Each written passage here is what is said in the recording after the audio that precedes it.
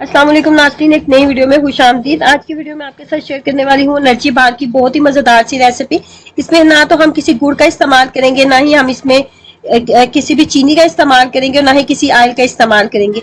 ये ऐसे एनर्जी बारें ऐसे लोग भी इस्तेमाल कर सकते हैं जो कि बढ़ते हुए वजन से खौफजदा होते हैं और कुछ भी अपनी डाइट में ऐड नहीं करते, तो ये ऐसे लोगों के लिए भी बेहतरीन है। तो इसको बनाने के लिए सबसे पहले मैं जौ का दलिया ले रही हूँ।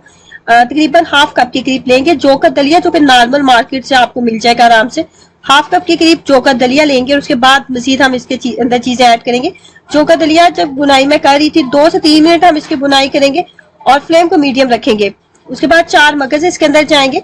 चारों मगज ऐड करने के बाद इसके अंदर सफेद तिल का इस्तेमाल करूंगी और सफेद तिल डालने से पहले बादाम मैंने डाले हैं, हाफ कप के करीब बादाम डाले हैं। उसके बाद सफेद तिल डाले हैं। तमाम चीजों की मिकदार आप अपनी जेब के हिसाब से भी रख सकते हैं। मैंने हाफ कप के करीब तमाम चीजें ली थी। अगर आपने ज्यादा मिकदार में बनाना चाह रहे हैं, आपकी गुंजाइश ज्यादा है, तो आप ज्यादा भी बना के इसको रख सकते हैं। ये खराब बिल्कुल भी नहीं होने वाले। उसके बाद क्या करेंगे जी, इसके अंदर हमने अलसी के बीज ऐड नहीं किए थे, अलसी के बीज इसके अंदर ऐड करेंगे। नॉर्मली भी कहा जाता है कि जब अलसी के बीज का आप इस्तेमाल करें तो हमेशा इसकी बुनाई कर ले।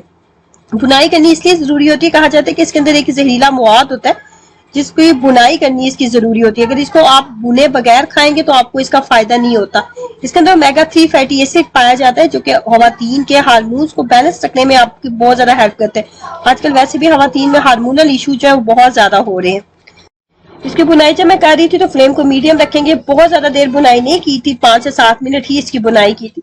उसके बाद मैंने ली थी खजूरें, तकरीबन 2 कप के करीब मेरे पास खजूरें थी और मेरे पास जो खजूरें थी ना वो थोड़ी हार्ड थी। अगर मैं इनको ग्राइंड ऐसे ग्राइंड करती तो ये ग्राइंड नहीं होनी थी। मैंने इसके अंदर से गुठलियां निकाली है और उसको हल्का सा मैंने इसको भून ली है। इसको जब खजूर को आग के ऊपर आप हल्का सा बुनाई करेंगे तो ये नरम हो जाती है। इसका फायदा ये होता है कि आप सिलबट्टे में डालेंगे, ये चॉपर में डालेंगे तो ये बहुत आसानी से आप इसको चॉप कर लेंगे। मजीद इसके अंदर मैं पीनट बटर का इस्तेमाल कर रही हूँ। पीनट बटर जो है ये नॉर्मल सी चीज है, ये आपको किसी भी बेकरी शॉप से मिल जाएगी। किसी भी अच्छी बेकरी से आप पीनट बटर लेने जाएंगे तो बहुत आराम से मिल जाएगी। पीनट बटर घर में भी आसानी से बनाया जा सकता है। हमने 2 खाने के चम्मच इसके अंदर पीनट बटर का इस्तेमाल करना है। पीनट बटर डालेंगे और तमाम चीजों को चॉपर में डालने के बाद अच्छे से हमने इसको ग्राइंड कर लेना है।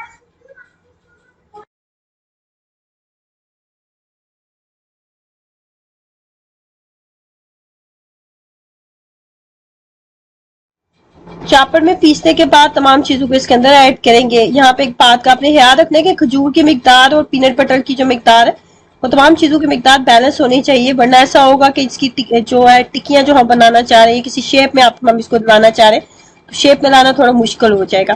तो इसलिए इस बात का आपने ख्याल रखना है।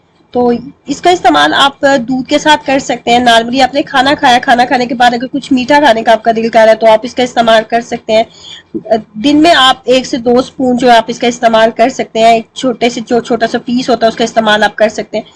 नज़र से काम हो रहा है, सुस्ती और काहली का आप बहुत ज्यादा शिकार हो रही है, इंस्टेंट एनर्जी आपके जिस्म को चाहिए, तो ये एक बेहतरीन चीज है और एक ऐसी चीज है जिसका किसी भी तरह का कोई साइड इफेक्ट नहीं। ट्राई करें और अपना एक्सपीरियंस जरूर शेयर कीजिएगा। वीडियो को लाइक करना और चैनल को सब्सक्राइब करना मत भूलें। अल्लाह हाफिज।